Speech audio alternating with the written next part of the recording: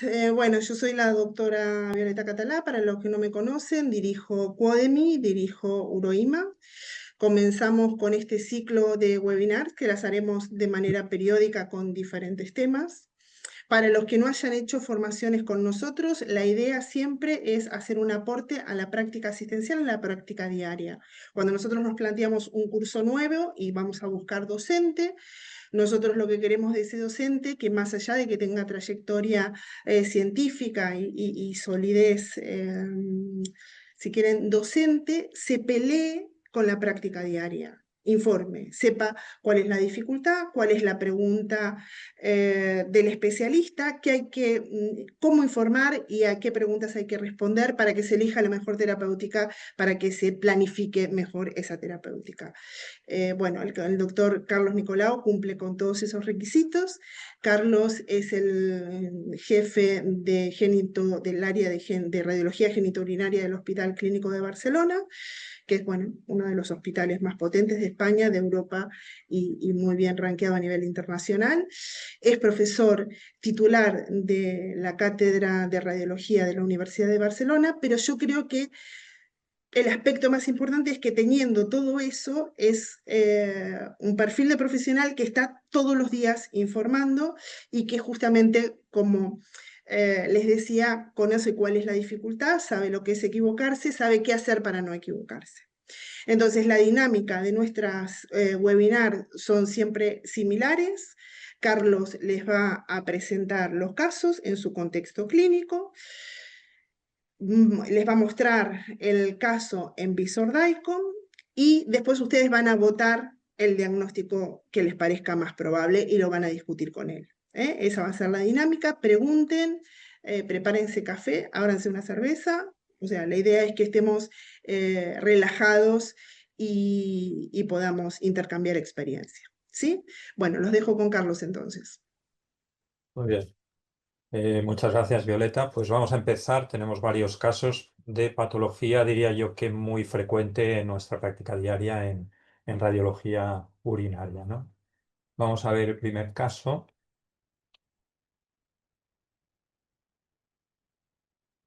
Bueno, tenemos un paciente de 69 años con un tumor hepático sospechoso de hepatocarcinoma que se confirmó por biopsia y le solicitan una ARM de estadiaje.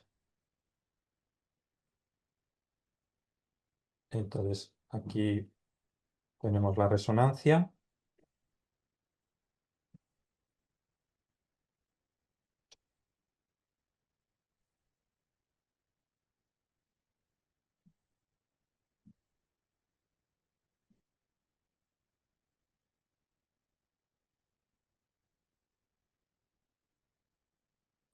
Bueno, y en la resonancia podemos ver, esta es un T1, vamos a ver diferentes secuencias, ¿no? Tenemos aquí el T1 y aquí al lado cargamos una secuencia T2 en la que tenemos esta masa hepática que ya nos han dicho y que está biopsiada que es un hepatocarcinoma, ¿vale?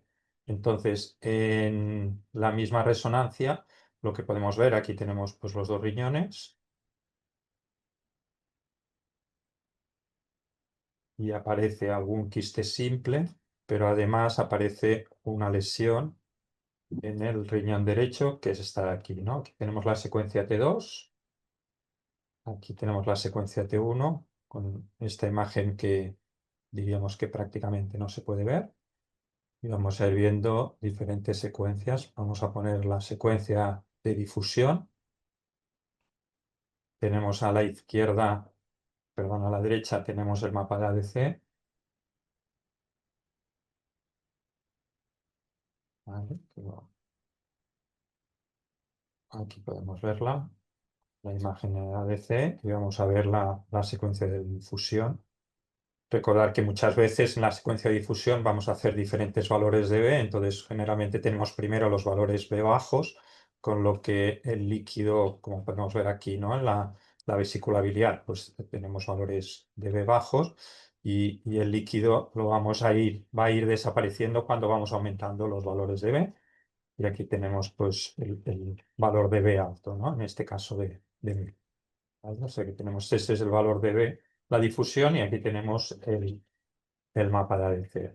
Y nos quedaría como estudio importante también ver la secuencia con contraste, ¿no? Vamos a poner dos valores. Aquí tenemos la- una fase más tardía, ¿vale?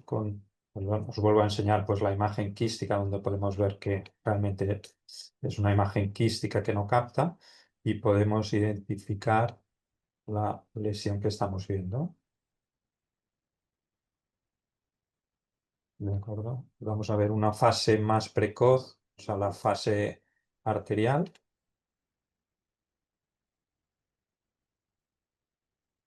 en la que podéis ver pues, si esta lesión, si muestra captación, si no muestra captación, si hipercapta, ¿no? Etcétera, ¿vale?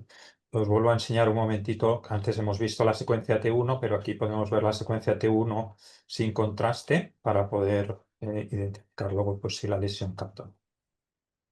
¿Vale? Bueno, pues ante estos hallazgos tendríamos estos posibles diagnósticos, ¿no?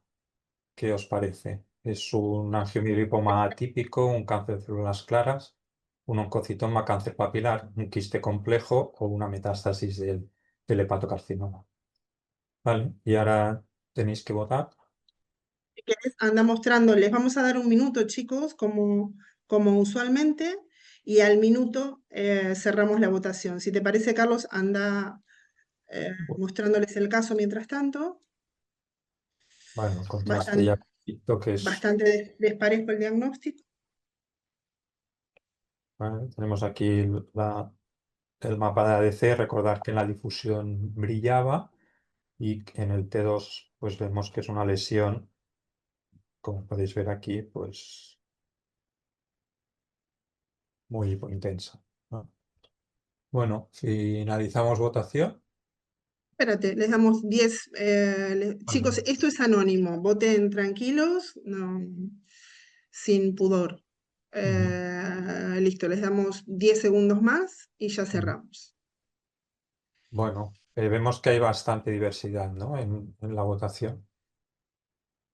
Sí, cerramos ahí. Entonces, la mayoría dijo papilar, pero está bastante distribuido, ¿no? Algunos se plantearon células claras, bueno, un poco de todo.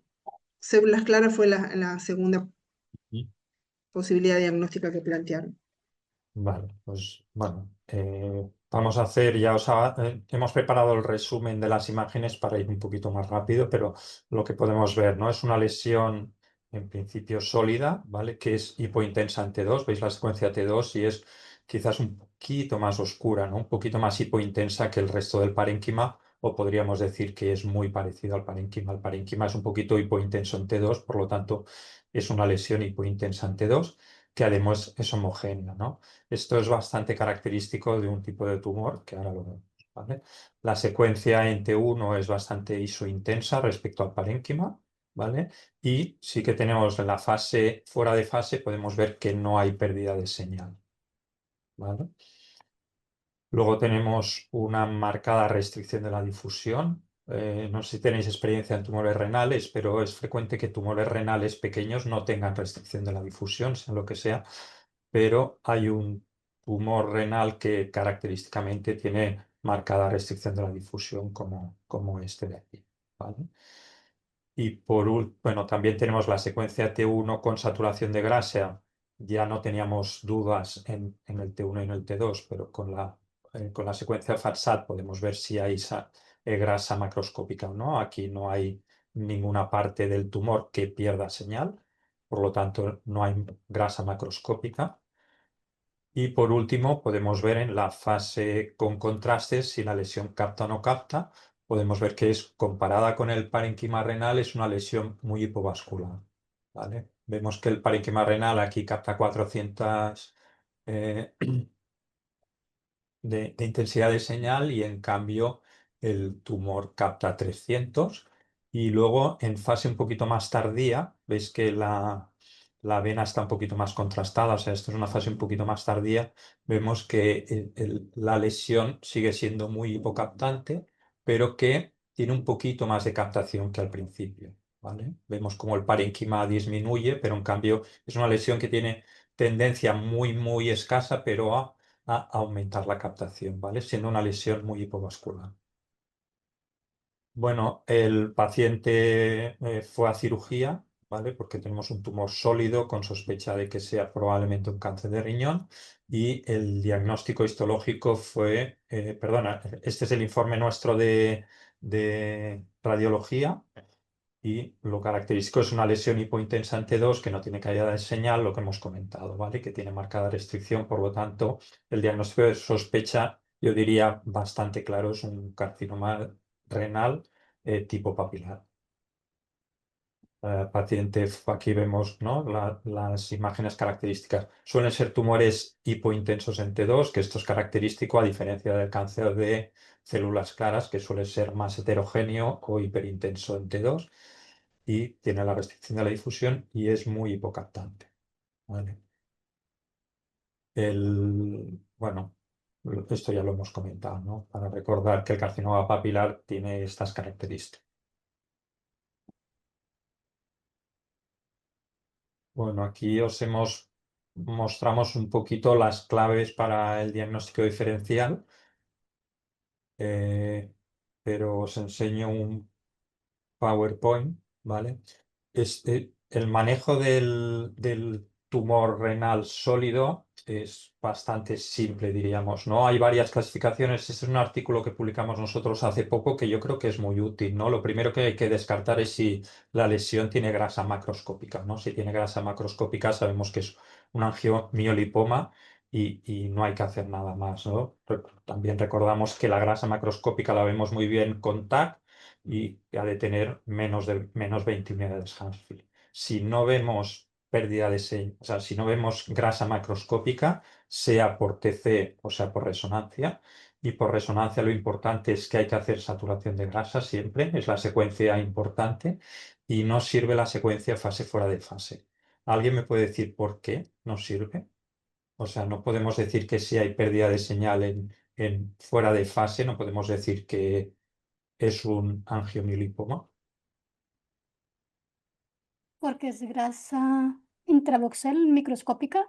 Exacto. Lo que nos mide fase fuera de fase es grasa microscópica. ¿Y qué tumores renales pueden tener grasa microscópica? De Las- Células claras. células claras. El cáncer de células claras, hasta casi un 60% pueden tener grasa microscópica, ¿vale? O sea, recordar esto siempre. Es bastante simple y que siempre hemos de utilizar FATSAT, ¿vale?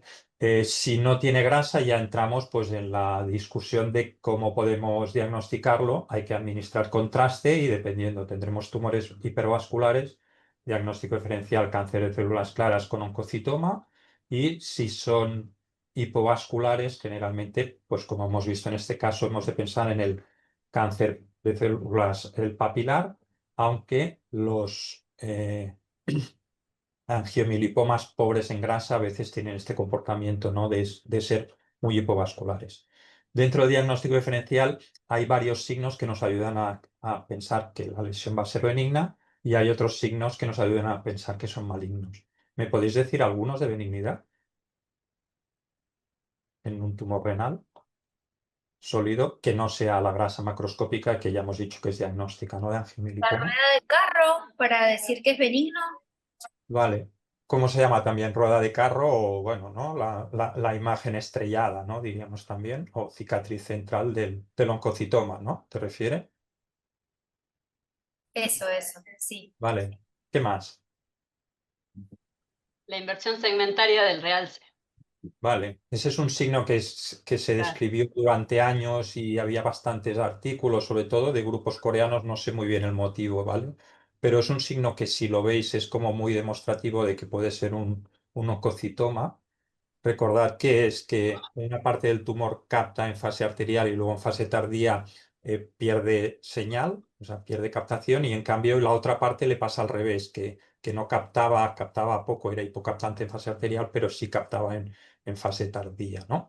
Y esto es un signo muy frecuente, no muy frecuente, perdón, es un signo que se puede ver en oncocitomas, pero en mi experiencia yo nunca he visto un oncocitoma que se comporte así, ¿vale? O sea que es un signo, yo diría que si lo veis bien, pero que la gran mayoría de veces no lo vais a ver.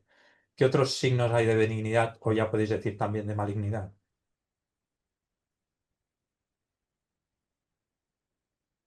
Cuando veis un tumor renal, ¿cómo podéis sospechar que sea maligno? Hay algunos signos que nos pueden ayudar La mucho, ¿no? neovascularización periférica que puede llegar a haber en un tumor de células renales.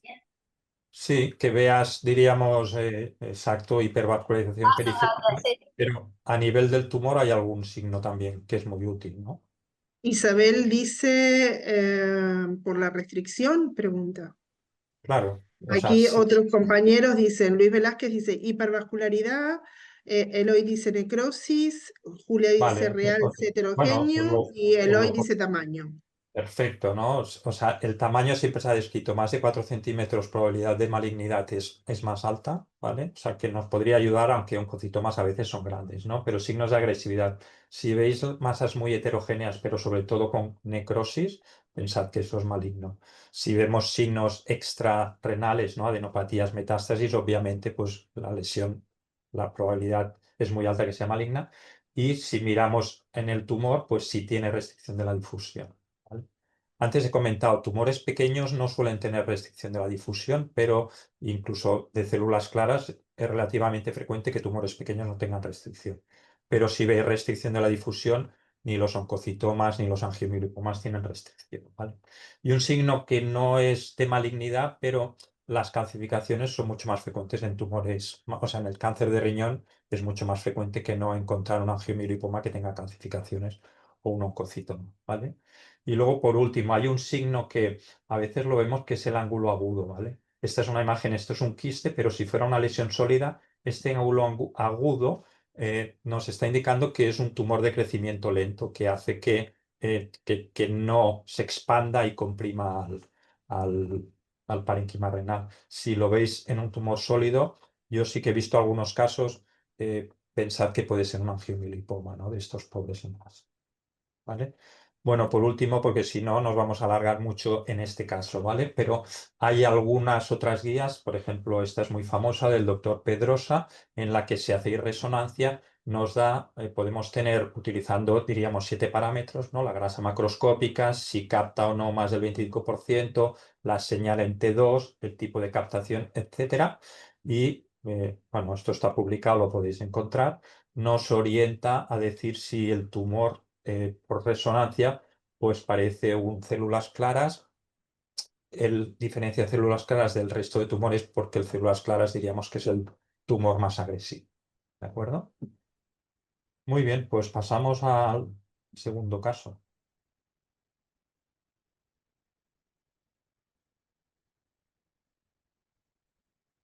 ¿Alguna pregunta sobre tumores sólidos?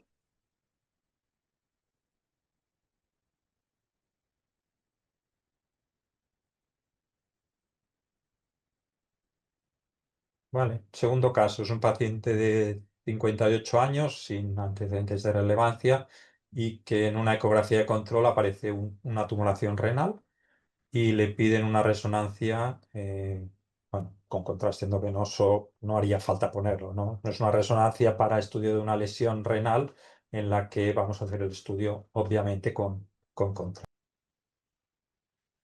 Bueno, vamos a ver, aquí tenemos un fase fuera de fase y al lado tenemos el T2, un poquito como hemos visto antes, ¿vale? La lesión es esta lesión que estamos viendo aquí en el riñón derecho, que como podéis ver es un poco heterogénea en la secuencia T2.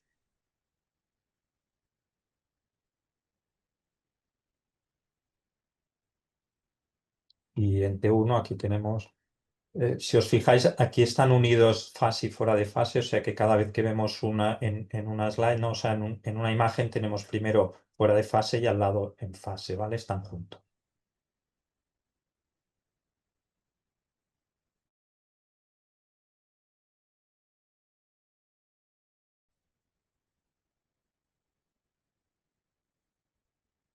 Vale, entonces vamos a ver la secuencia con saturación de grasa. Es siempre importante en los tumores renales, ¿no? Ya lo hemos comentado, porque si vemos grasa sabemos que es un angiomiolipoma. Vale, tenemos la secuencia de difusión.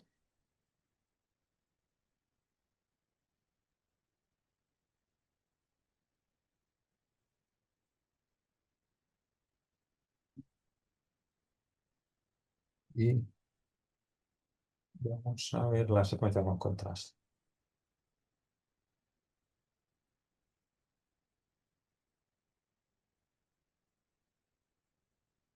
Bueno, este sería antes de la administración de contraste.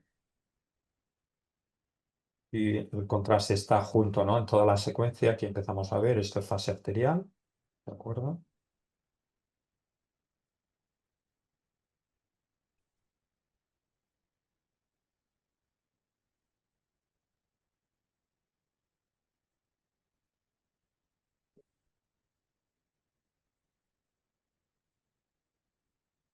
Bueno, yo creo, perdona, faltaba el mapa de ADC, ¿vale? Que yo creo que aquí no nos aporta mucho. Y también tenemos, perdonad, un coronal, pero yo creo que ya podríamos disparar la pregunta, ¿vale? Aquí tenéis el coronal.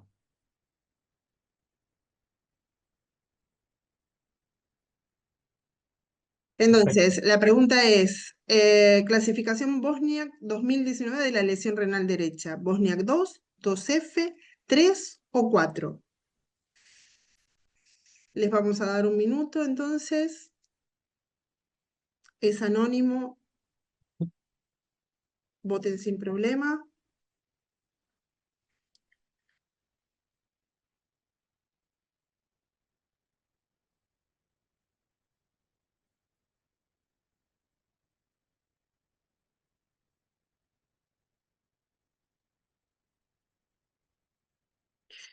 Y ya casi, entonces finalizamos la votación. Sí. Bueno, Compartir la resultados. mayoría, 3 de 4, habéis dicho Bosnia 4, ¿vale? Luego vamos a ver un momento una diapositiva también para la clasificación de Bosnia. Lo primero que ha hecho es decir, vamos a diferenciar lo que son lesiones sólidas de lesiones quísticas complejas, ¿vale? Y entonces ellos han puesto un valor aleatorio que es el 25%. Y entonces lo que dicen es, si en una lesión como esta que estamos viendo aquí, ¿no? Que es una lesión quística compleja con áreas probablemente sólidas, ahora lo vemos mejor, y con muchos tabiques, si podemos ver una parte que capta y mide más del 25% del tumor, ya no podemos hablar de, no lo podemos incluir en la clasificación de Bosnia, sino que ha de ser, pasa a ser una lesión sólida, ¿vale? Sería una lesión sólida con áreas quísticas, ¿vale? Y entonces tampoco cambia mucho en el manejo, pero bueno, si es una lesión sólida así, pues siempre vamos a pensar en un cáncer de riñón, ¿vale? En mi práctica diaria, el medir si esto mide más del 25% de área sólida o que capta o menos, pues yo prefiero no perder mucho el tiempo, ¿vale? Yo le diría a esto que es una lesión que tiene parte sólida o parte que capta y es un poquito igual si es el 25, el 30 o el 35. Lo importante es decir, tiene criterios de malignidad, o sea, tiene criterios para decir es una lesión Bosnia 3-4 y vamos a ver cuáles son. Y entonces, pues si es un Bosnia 4, cuando hablamos de un Bosnia 4 quiere decir lesión sólida maligna, ¿no? Bueno, tenemos que ver los... claro, no sé muy bien cómo está el Violeta, el PowerPoint para hablar de la siguiente lesión, ¿vale? Pero os enseño aquí. Tenemos áreas que son claramente sólidas, ¿vale? Lo pongo para poder verla.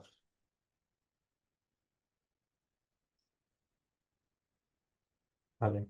Bueno, este es un esquema de lo más importante para la clasificación Bosnia, ¿no?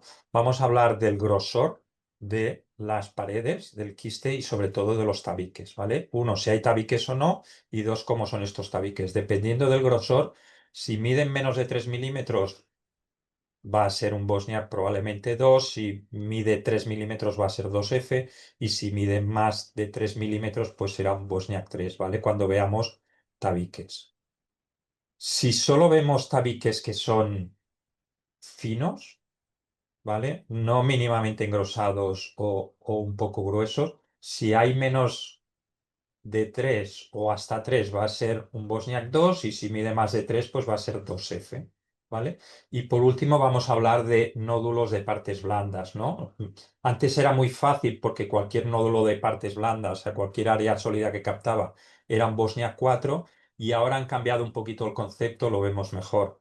Ahora, pues por ejemplo en esta diapo, ¿no? Si el borde de ataque, de contacto de la lesión nodular es agudo con la pared o con un tabique, siempre va a ser un Bosniak 4, ¿vale? Aquí vemos un ejemplo o aquí vemos un ejemplo. Sea a nivel de la pared o a nivel del tabique. Pero si este ángulo es agudo, pero si el ángulo no es agudo, sino que es obtuso, como esta imagen de aquí, nos va a cambiar dependiendo del grosor, ¿vale? Si mide hasta 3 milímetros será un Bosniak 3, si mide más será un Bosniak 4. Luego lo vemos un poquito más rápido, perdón, un poquito más rápido, un poquito mejor en las diapos. Bueno, el informe de la resonancia es que es una tumoración medía 6 centímetros y que lo hemos catalogado como abundante componente sólido que capta contraste y es un Bosniak 4, ¿vale? Luego además había otros 2 quistes hiperintensos en T1. Recordar que hoy en día podemos catalogar de quistes Bosniak 2 aquellas lesiones que, por ejemplo, en corresonancia, pues muestran hiperseñal homogénea en T1 sin necesidad de mirar el contraste, ¿vale? Bueno, los Bosniak 4 en principio van a cirugía porque la probabilidad de malignidad es de un 90% y entonces pues este paciente fue a cirugía y el diagnóstico definitivo fue pues un carcinoma de células renales de células claras, ¿vale? Vale, cosas a comentar si tenéis preguntas o no. Yo mientras voy comentando lo que creo que es importante, ¿no? Lo que os comentaba antes, para diferenciar sólido quístico, pues se mira un poquito subjetivo. Si tenemos una lesión como que sólida, como esta de aquí, que capta, pero que mide menos del 25% del volumen del quiste, lo vamos a catalogar como un quiste. En cambio, esta lesión de aquí, que podéis ver que realmente el área sólida es prácticamente el 50%. Esto es una lesión sólida, ¿vale? Iría pues por el algoritmo diagnóstico de lesión sólida. Vale, aquí os hago una foto para que veáis la clasificación Bosniak. Antes era muy fácil, diríamos, había 4 conceptos, ahora ya hay muchísimos conceptos que hay que conocer, ¿no? La podemos diagnosticar por TAC o también por resonancia, no cambia mucho, los criterios son muy parecidos, ¿vale? Pero aquí podemos ver el caso, una foto de la imagen. Si solo viéramos estas áreas sólidas, ¿vale? Hay que mirar si el margen es agudo, como este de aquí, sería un Bosniak 4, pero este margen de aquí veis que no es agudo, sino que es obtuso con respecto a la pared. Y en este caso hemos de medir el grosor de esta área. ¿Cómo lo medimos? Pues así, ¿no? Hay que medirlo perpendicular a la pared o al tabique, y si mide hasta 3 milímetros sería un Bosniak 3. En este caso, como mide más, mide 5 milímetros, pues es un Bosniak 4, ¿vale? Realmente el manejo no va a cambiar mucho, ¿no? Porque los Bosniak 3 y los Bosniak 4, la gran mayoría van a ir a cirugía. Aquí tenemos pues 2 ejemplos de Bosniak 4 con ángulo agudo sin ningún problema para poder decir que es un Bosniak 4, ¿vale?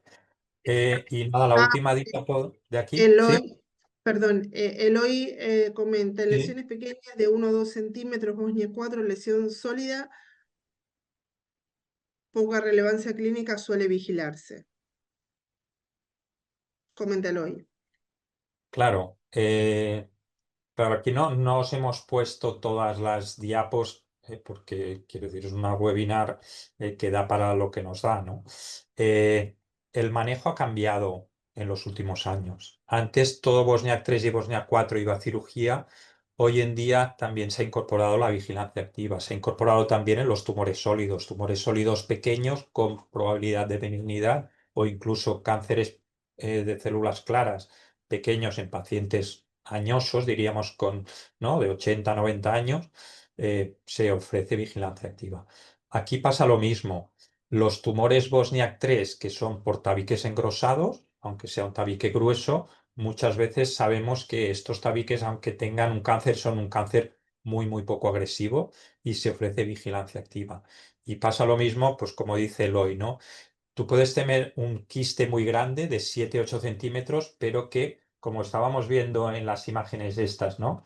Fijaros, el de la derecha ya es un poquito más grande, pero este de aquí que tenemos una lesión que mide menos de 1 centímetro, que es como si tuviéramos un tumor sólido de 8 milímetros, estos generalmente tienen un crecimiento muy, muy lento. Por lo tanto, hoy en día también se ofrece la posibilidad al paciente, o bueno, se sugiere hacer vigilancia activa en algunos Bosnia 4. ¿Vale? Siempre se valora pues, la edad del paciente, las ganas o no que tenga de operarse y sobre todo pues, el riesgo de que crezca más o menos la lesión. Como os comentaba antes, esta es la última diapo de este caso, ¿no?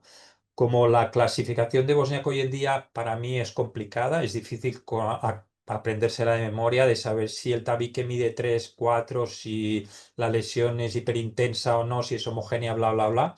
Existen algunas guías como esta de aquí, ¿no? Este es un Radiographics publicado en el año, creo que era en el 2021, cuando salieron después de las guías, y que ayuda mucho en la clasificación. Tú simplemente has de saber, lo que estoy viendo es un tabique que mide tanto, ¿vale? Lo medís y entonces vais aquí y aquí te dice, pues tenemos varios tabiques finos, menos de 3 y que ya hemos dicho finos, ¿no? Hasta 2 milímetros. Pues sí, pues sabemos que es un Bosniak 2 y no hay que hacer seguimiento, ¿vale? Vemos que es una lesión con un tabique grueso de más de 4 milímetros o que tiene lo que hemos dicho, ¿no? Un nódulo con el margen convexo obtuso, pues es un Bosniak 3, ¿vale?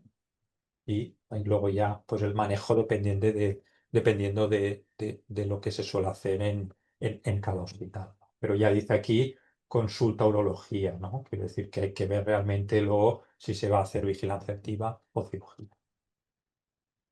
Está ¿Vale? grabado, o sea, no se preocupen, al material acceden después. Carlos, Bien. Luis pregunta si el Bosniak se aplica a ultrasonido, TAC y RM. Buena pregunta. Si nos ceñimos a lo que dice el grupo de expertos que han diseñado la clasificación Bosniak, la última, ¿no? El update del 2019, solo se usa taquiresonancia. En la práctica diaria, nosotros estamos utilizando mucho la ecografía con contraste. Incluso la utilizamos en aquellos casos dudosos en los que tienes dudas de si capta o no capta o si el tabique o a veces tienes un TAC y también tienes una resonancia, tienes discrepancias. La ecografía con contraste nos ayuda, uno, a confirmar si los tabiques son captantes o no captantes, también a medirlos, pero sobre todo en el seguimiento, ¿no? Si tienes ¿no? Para hacer el seguimiento, una vez ya lo has definido por TAC, ¿no? Que tiene un nodulito que mide 8 milímetros, el seguimiento lo puedes hacer por eco, porque realmente se ¿Tú ve le, muy... tú le crees más a la resonancia con contraste que al TAC y la reso, ¿no? Contrastada. ¿El qué, perdón? ¿Qué es más sensible en la práctica? La eco con contraste, para Sí, definir sí. captaciones. Lo único que recordar también que la eco tiene limitaciones, o sea, de ser una lesión que se vea bien por eco, ¿no? Si es una lesión pequeña y que encima está en la parte interna del riñón y sobre todo en polo superior, esas nos cuestan mucho de ver, incluso aunque pongas contraste, ¿no? Si son lesiones medianamente grandes que miden ya 1,5 cm, 2 centímetros, ya por eco las ves muy bien. Genial. Diríamos que si podemos, para el seguimiento, muchas veces hacemos eco con contraste nosotros. Para Chicos, ¿alguna pregunta más? el diagnóstico inicial preferimos hacer TAC o resonancia porque diríamos que ya es lo que está instaurado o definido, ¿no? O hay más consenso universal. Genial. ¿Alguna pregunta más, chicos? Pasamos al tercero. Vale. Bueno, el tercer caso es un caso un poquito complejo de visualización, ¿vale? Es una paciente eh, que tiene una poliquistosis, ¿vale? Se le hace un control radiológico y aparece una lesión suprarrenal derecha y nos piden la resonancia, ¿vale? Esta es la imagen del ATC, ¿vale? En la que podemos ver, pues, perdona, podéis ver, pues, muchos quistes hepáticos. Aquí tenemos el riñón izquierdo donde vemos también varios quistes y ya os hemos marcado, ¿no? Esta es la imagen en el TAC basal, fase arterial, fase portal. y tenemos pues esta lesión captante. ¿Vale? Entonces, ante esta imagen, que no podemos saber muy bien qué es, pues nos solicitan una resonancia y aquí la tenemos.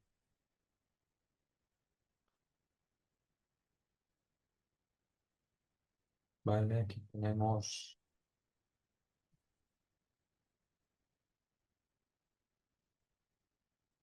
Como decía, es una lesión un poquito difícil de ver porque como tenemos tantos quistes y diferenciarlo, ¿eh? Pero si miramos que tenemos riñón derecho, voy subiendo polo superior, aquí se está acabando y aquí aparece la lesión suprarrenal. ¿De acuerdo?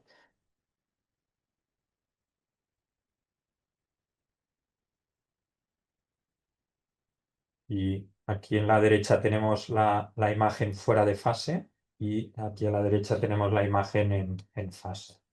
¿De acuerdo? ¿Vale? O sea, aquí tenemos fase fuera de fase. Vamos a ver la imagen ahora en T2. ¿Vale?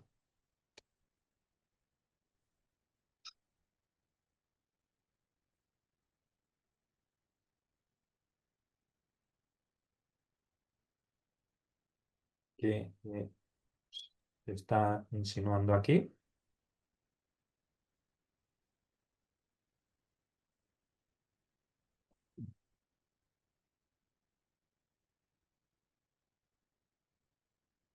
Esta es la imagen en el T1 y nos queda en esta imagen, en este T2 axial, la imagen queda un poquito cortada y la vamos a ver aquí en el coronal. ¿Vale? La imagen en el coronal es esta de aquí. ¿Vale? Esta secuencia T2, aquí la vemos también un poquito cortada y nos falta ver la difusión.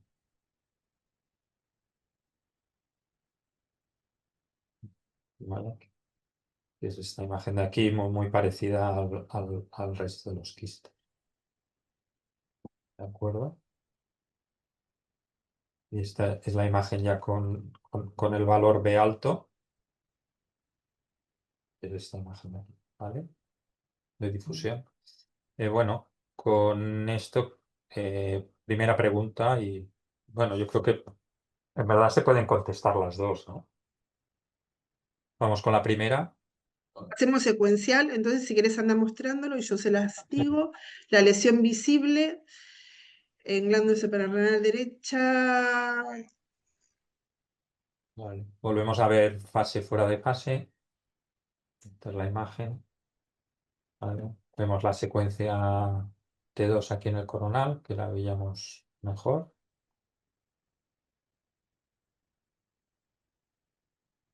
Y aquí tenemos la secuencia de difusión. Entonces, diríamos que es lo característico de esta lesión, ¿no? A ver, esperamos que terminen de votar. Sí, sí, Ya les no, damos no. 10 Es un segundos poquito más. lo que me refiero, es un poquito lo que preguntamos aquí, ¿no? Que destaca.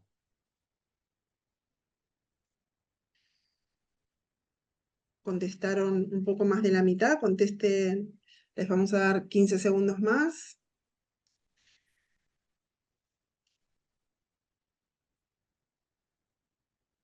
Y bueno, finalizamos entonces. Vale. Bien. La mayoría piensa que es hiperintensante 2. Que aquí claramente se ve, ¿no? Que es hiperintensante 2. Si hay caída o no, una cosa que suele ir bien es, bueno, realmente se puede calcular la intensidad de señal poniendo un ROI y viéndolo, ¿no? Pero para mí no hay pérdida de señal. Esto es fase, esto es fuera de fase, ¿vale? O sea que lo que destaca es la hiperintensidad de señal en T2. Vale, y nos queda ante esta imagen, ¿qué pensaríais que es?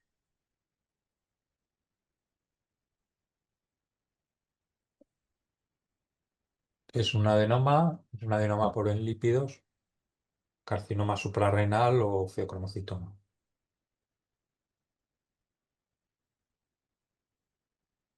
Pido. ¿Sí? ¿Alguien preguntaba algo? Todavía no. Les dejamos un poco más para votar. Si quieres, bueno, ahí les mostrás todas las secuencias, ¿no? Que necesitan. Bueno, creo que nos faltaba. Esta es la secuencia T1, también fase fuera de fase, pero es que se ve muy parecido a la anterior. Votaron un poco más de la mitad. Y este es un FATSAT que era para ver, bueno, como siempre, ¿no? Para ver si había grasa macroscópica, que ya no lo comentaba porque en el T1 ya no parecía que hubiera grasa macroscópica, ¿no? Es una lesión. Para la grasa macroscópica lo que va muy bien es fijarse en la grasa perirrenal, ¿no? Y vemos que ya la lesión en T1 no se parece no, a grasa. O sea que diríamos que Ahí, aquí la saturación de grasa no aporta mucho. ahí finalizamos. Sí, Entonces, bueno, la mayoría dijo feocromocitoma, pero un porcentaje importante dijo carcinoma suprarrenal, otros adenomas lípidos y otros adenomas. vale. ¿Qué creéis que nos podría ir bien para diferenciar un carcinoma suprarrenal de un feocromocitoma o del resto de lesiones? No sé si el contraste, ¿no le pusieron contraste? No. Eh, no le pusimos porque uno, teníamos contraste en el TAC, ¿vale? Y lo que no suele variar mucho, bueno, yo diría que no varía, ¿no? O sea, el, cuando tienes un TAC con contraste y tienes una resonancia con contraste, el comportamiento es idéntico en todos los tumores, ¿no? Si capta en fase arterial en el TAC, también lo va a captar en la resonancia, y si no capta, no capta, etcétera. Eh, no, Javier, miento. Isabel y Mercedes dicen la difusión, Carlos. Perdona, respecto al contraste, quería hacer una puntualización. Si tienes dudas de si una lesión capta o no, por TAC sí que puede ir bien hacer con resonancia, porque la resonancia tiene más sensibilidad, ¿no? Para detectar captación. Eh, pero cuando tienes ya una lesión que ves que capta o claramente que no capta, sí que la resonancia, el contraste no te va a aportar. La difusión es muy buen tiro, ¿vale? Porque el carcinoma suprarrenal es una lesión casi siempre agresiva. Suele ser una lesión que cuando se diagnostica ya son grandes. O sea, aquí no me cuadra para ser un carcinoma suprarrenal, que es una lesión no muy grande, ¿vale? Cuando llegamos a diagnosticar ya los carcinomas suprarrenales suelen ser lesiones de 6, 7, 10 centímetros. Suelen ser heterogéneas, suelen ser hipercaptantes y tienen restricción de la difusión, ¿vale? Quizás para diferenciarlo del adenoma nos iría muy bien la difusión, porque si no tiene restricción de la difusión es muy raro que sea un carcinoma suprarrenal. Pero para diferenciarlo del feocromocitoma, a veces los feocromocitomas, recordad, pueden ser benignos, pueden ser malignos, y los malignos pueden tener restricción de la difusión, ¿vale? O sea que para diferenciar feocromocitoma de carcinoma suprarrenal, a veces la difusión no nos ayuda. Si no tiene restricción, sí que nos ayuda, ¿vale? Podemos decir, no va a ser un carcinoma suprarrenal, ¿vale? Recordad también lo de la palabra siempre en medicina, diríamos que el 90 y pico por ciento de veces el carcinoma suprarrenal va a tener restricción. ¿Qué otra técnica nos va a ayudar? Nos ayudaría PIB, la tensión arterial del paciente, el PET, ¿vale? Porque el PET sí el que hay PET PET con específico para. somatostatina. Los adenomas, sean pobres en grasa o no, en el PET no tienen hipermetabolismo, y sí lo tiene el carcinoma suprarrenal. Vale, bueno, vamos a ver las imágenes, ¿no? Os enseño el coronal T2 que, como habíamos visto, ¿no? Es una lesión un poquito heterogénea. Ahora que tenemos bien la imagen, que vemos áreas un poquito más hiper, pero es hiperintensa en T2, ¿vale? Ya hemos visto antes, no tenía pérdida de señal en fase fuera de fase. Aquí también volvemos a ver el con saturación de grasa, que en principio no nos aporta, ¿vale? Y el paciente fue a cirugía y el diagnóstico fue un feocromocitoma, en este caso benigno, ¿no?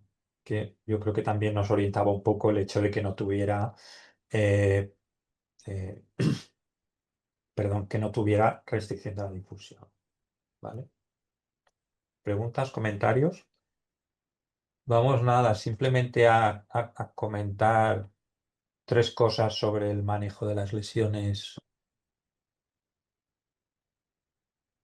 ¿vale? En los incidentalomas, recordar que lo básico es poder intentar diagnosticar eh, hallazgos que nos puedan decir que es una lesión benigna y cuál es, ¿no? El mielolipoma, pues antes lo hemos comentado, ¿no? Si tenemos lesiones con contenido graso macroscópico, sabemos que es un mielolipoma y pues sería benignidad, ¿no? Mielolipoma menos 20 unidades Hansfield, esto por TAC, o el adenoma cuando miden menos de 10 unidades Hansfield.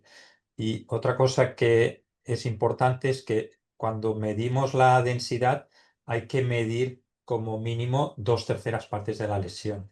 ¿Y eso por qué? Porque los feocromocitomas, incluso lesiones malignas, pueden tener algún piquito de grasa macroscópica, ¿vale? Pues aquí tenemos un caso típico de mielolipoma, aquí tenemos un caso típico de un eh, adenoma, ¿vale? Una lesión grande, pero que mide 3, ¿no? O sea, tenemos claramente el diagnóstico.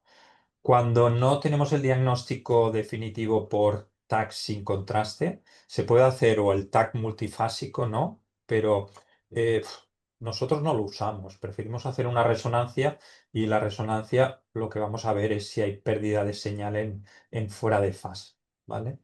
Y también lo que va muy bien, antes os he enseñado pues cómo hay algunas guías o cómo mirarlo por internet, pues hay algunas calculadoras en las que simplemente hemos de poner lo que mide, ¿no? la intensidad de señal con un ROI en fase y fuera de fase, y en esta guía lo compara con la pérdida de señal que hay en el bazo, ¿vale? Nos va a dar unos valores y midiendo los valores, pues con la tabla podemos decir si esto realmente es una lesión que tiene pérdida de señal. Yo creo que visualmente lo podemos ver, ¿no? Que esto es un adenoma, ¿vale? Cuando no tenemos pérdida de señal es cuando no podemos diagnosticarlo de adenoma y entonces ya hay que plantear pues otras posibilidades. Feocromocitoma si es hiperintenso y si no, muchas veces acabamos haciendo un PET-TAC para ver si podemos orientar de lesión benigna o maligna. ¿Algún comentario o una pregunta sobre el caso?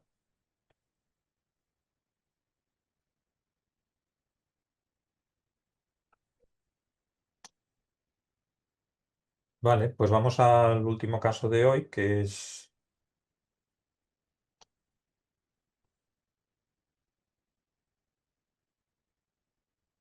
un caso un poquito diferente, pero bueno, que yo creo que en nuestra práctica diaria vemos relativamente frecuente, ¿no? Los que os dediquéis a hacer urología o los que nos dediquéis, pero que hagáis guardias, ¿no? Este es un paciente de 30 años, joven, pero que se le diagnostica un carcinoma de células renales, tipo histológico células claras. Aquí tenemos la TC prequirúrgica, ¿vale? Podéis ver la, la masa aquí, ¿vale? Entonces, a nivel, se le opera, se le hace una nefrectomía parcial, ¿vale? Y entonces al paciente acude, nos piden una TC por caída del hematocrito y por dolor a nivel de la fosa renal. Vale, pues vamos a ver la TC que se hace de urgencias. Aquí tenemos fase basal sin contraste. Podemos ver este material hiperdenso, ¿vale? Que es material que se pone simplemente para ayudar a la coagulación. Y podemos ver fase arterial. ¿Vale? Y quizás si es mejor poner 3, podemos ver. Y fase más tardía.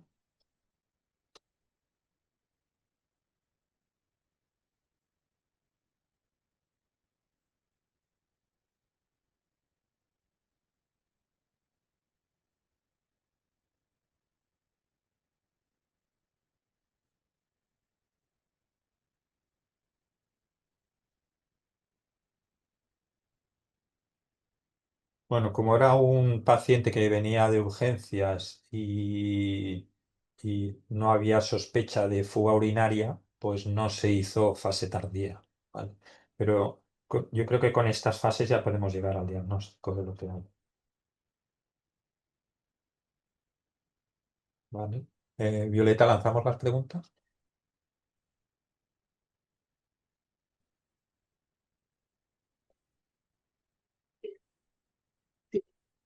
Si hay sangrado, si hay pseudoaneurisma. ¿O es normal? Si te parece, sí, o no hay nada, ¿no? No hay complicación. Si te parece, anda mostrándoles para que puedan verlo Bien. mientras votan. ¿No querés linkarlas, Carlos?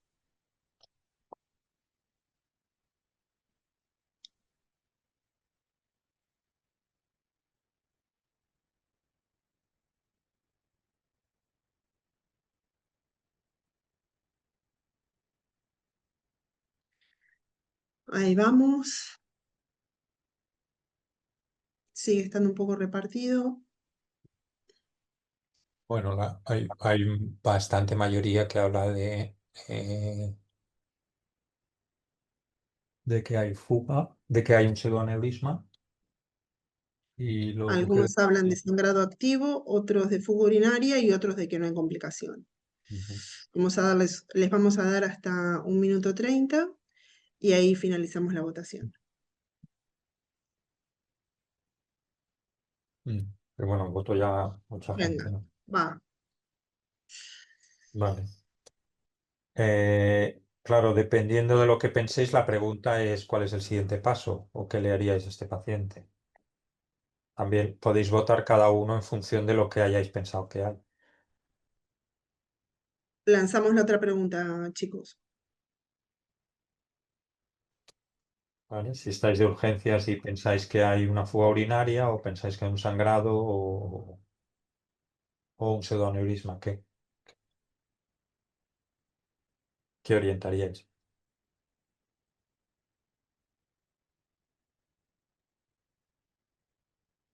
Aquí algunas cirugías, 1% habla de alta domiciliaria y el resto de arteriografía diagnóstica y terapéutica.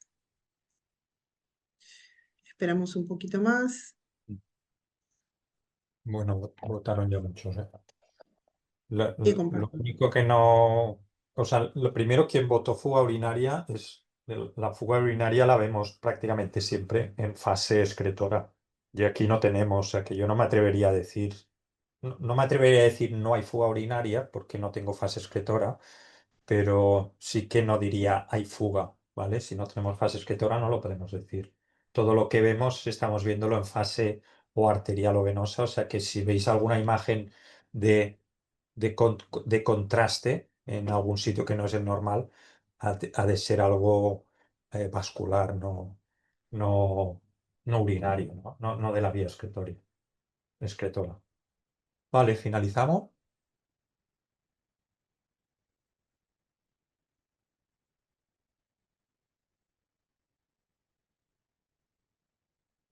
Bueno, lo que estamos viendo es esta imagen sacular, ¿no? O sea, dos pequeñas, diríamos, bolitas, ¿no? De contraste en una zona donde no tendrían que estar, ¿no? Vemos el parénquima bien como muy lineal, esto es fase arterial, en la fase venosa ya tenemos contraste no solo en el parénquima, no solo en la corteza, sino también en la médula y es la fase que también nos ayuda a confirmar que lo que estamos viendo lo veis más grande, lo veis igual, lo veis más pequeño, ¿no? Para poder llegar a un diagnóstico u otro. En las reconstrucciones coronales podemos ver la misma imagen, ¿no? Esta imagen de aquí de adición en fase arterial y en fase venosa, ¿vale? Como podéis ver, no hay modificación de tamaño y sobre todo o sea, no aumenta, no progresa y no mide más de densidad. Por lo tanto, no hay modificación en fase venosa y esto es lo típico de un pseudoaneurisma, ¿vale? No vemos signos de sangrado activo porque no estamos viendo contraste que progresa, sino que lo estamos viendo exactamente igual que el resto de estructuras vasculares, ¿no? Bueno, al paciente se le hizo una arteriografía selectiva, que es lo que se suele hacer, Y en principio, pues, bueno, aquí podemos ver la imagen de pseudoneurisma intraparenquimatoso con un componente de fístula arteriovenosa que es esta imagen de aquí, ¿vale? Se hizo una embolización y hasta ocluir pues esta rama que es la que estaba sangrando.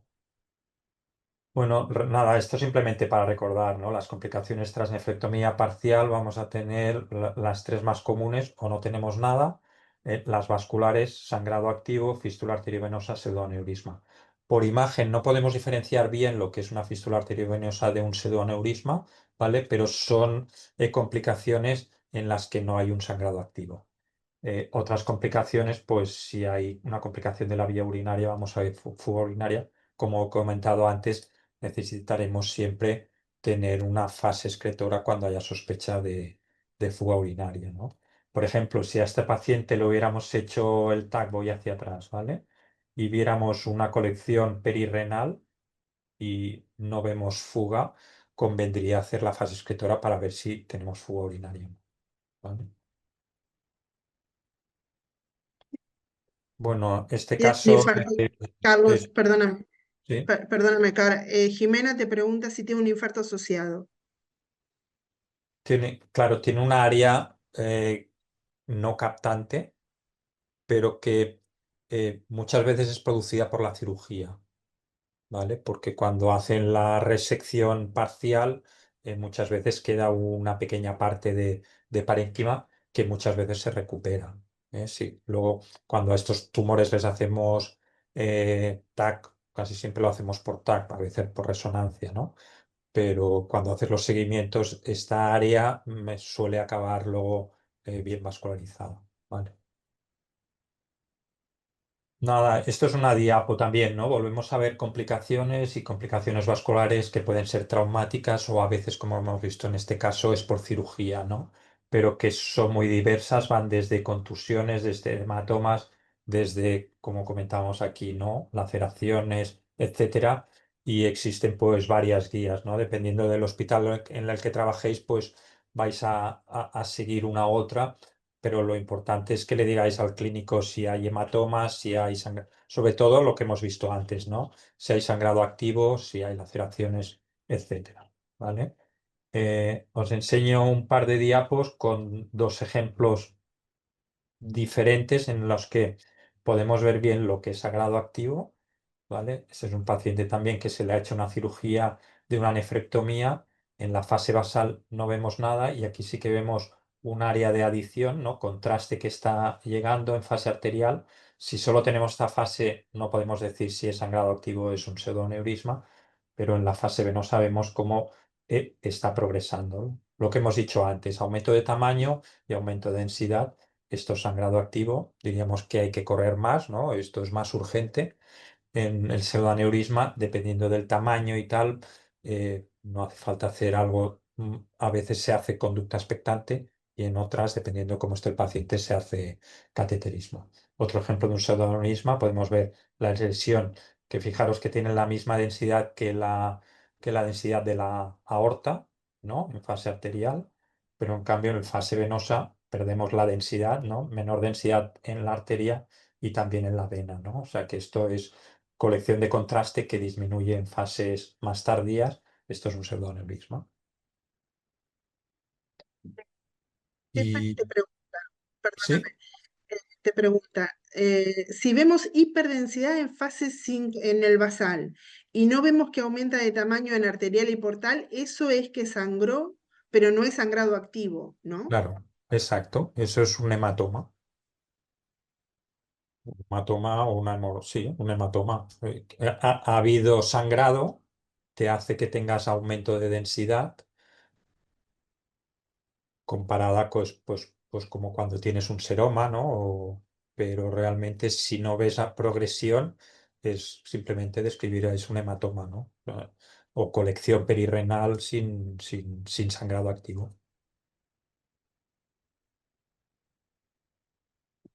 ¿Más preguntas? ¿Preguntas, chicos? ¿No? ¿Vos, Carlos, algún comentario más? No, espero que os haya sido útil. Bueno, muy bien, muchas gracias. Chicos, a ver, comentarles, compartir. Eh, estos casos que hemos visto forman parte entonces del curso de actualización en diagnóstico por imagen en patología urológica. Se ve bien, ¿no? ¿Estoy compartiendo bien? ¿Sí? Sí. Carlos, ¿se Sí, ve bien? sí, es que yo no había dejado de Eh, compartir. Ahora sí. ¿Sí? Ahí se ve. ¿Eh? Entonces forma parte de este curso de actualización que lo vamos a empezar el 22 de septiembre. Ahí vamos a abordar masas renales sólidas, masas quísticas, patología renal no tumoral, patología vascular renal, algoritmo diagnóstico de patología adrenal y retroperitoneal, tracto urinario superior, patología escrotal, estudio del carcinoma vesical y derivaciones urinarias, y después vamos a hacer un último módulo de abordaje interdisciplinar, ¿no? Un poco de todo y con una perspectiva interdisciplinaria, también con la participación en la webinar de al menos un urólogo. Entonces, para muchos de ustedes ya han estado en formaciones nuestras, para los que no, un poco les comento. La estructura en general es siempre similar. Tenemos un contenido teórico que está muy, pero muy enfocado a la parte práctica. La idea no es en el estudio multicéntrico, nada, sino que lo teórico sirva de ayuda para la práctica. Este es, bueno, una de las clases, por ejemplo, del módulo 1, otra clase de Carlos, una cápsula educativa. En las cápsulas educativas lo que hacemos es bajar una clasificación que puede ser engorrosa, como por ejemplo el del carcinoma de células claras, el del o el bosniaco o alguna clasificación que suele costar en interpretación, es bajarla a la práctica en un caso concreto. Por otro lado, los webinars, que tienen la dinámica que tuvo la webinar que realizamos recién con Carlos. Y por último, cada módulo tienen, para que hagan ustedes de manera asincrónica, casos clínicos.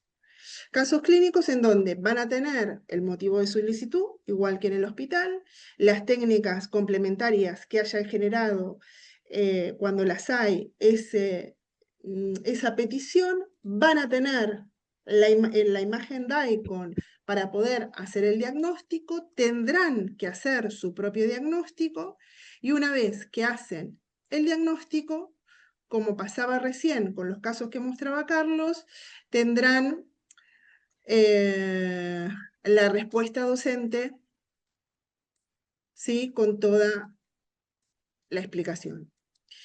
Entonces, bueno, en resumidas cuentas, y por último, bueno, hay un foro en el caso de que ustedes tengan dudas de los casos que ven solos en casa, hay un foro docente para que puedan quitarse esas dudas. Por último, entonces, sortearemos una beca para este curso, para este fellow. Ahora lo haremos el sorteo en la próxima hora, y mañana lo vamos a anunciar en nuestras redes sociales. Ahí los chicos les van a poner cuáles son las redes sociales. Se los mandarán por mail y se los van a mandar también por acá, por el chat. ¿Y qué otra cosa?